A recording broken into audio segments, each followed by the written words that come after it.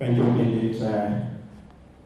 Maybe follow-up questions later, but let me now go to the Deputy Chairperson of the South Sudan Human Rights Commission, Zekia, Ibsen. The question to you is, how can human rights defenders be better protected from harassment, intimidation, and arbitrary arrest?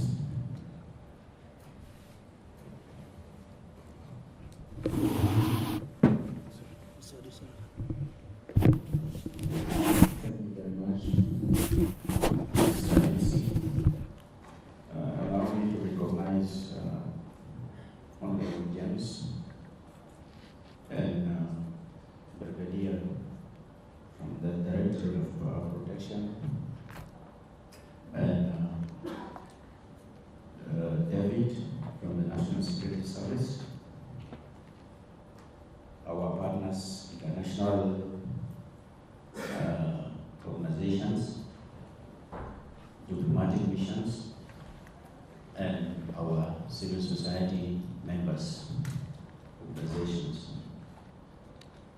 I am privileged to be here this morning to answer this very vital question about how can human rights defenders be better protected from harassment, intimidation, and arbitrary arrest.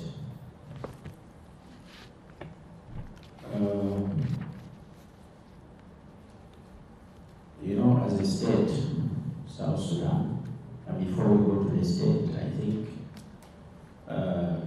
the human rights issues, it is like a common interest of each and every one of us, whether it is civil society organizations or international partners and our government with all its organs. It is a shared responsibility. And when we try to protect the human rights defenders, we have to drive the legitimacy from the international instruments first, and then domestication of these international instruments to our local laws. These are the better ways of how to protect human rights defenders. In line with that, each and everyone has their role to play.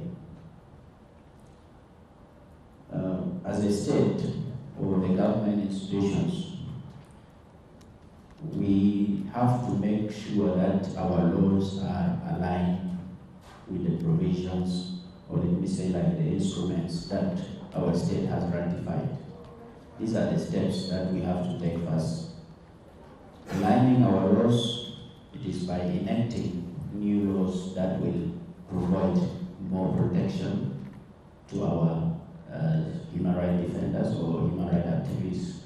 These are the first steps. The second one is for us to amend some laws that are not in line with the provisions of those instruments that we ratify, and also the constitution provision that gives those rights.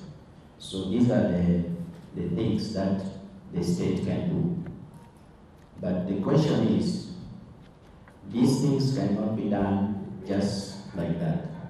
So it has to be done through like mobilization, or let me say like advocacy for that things that people want to be done.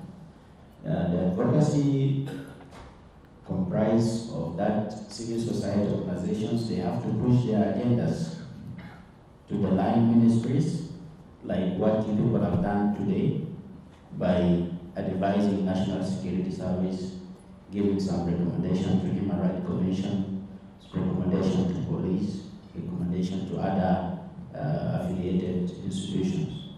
So these are the responsibilities of our state.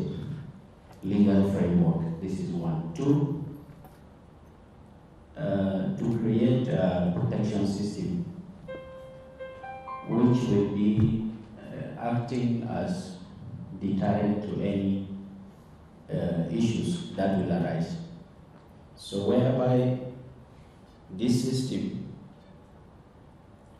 it is not a responsibility of also one institution. You have to have coordination with, like right now,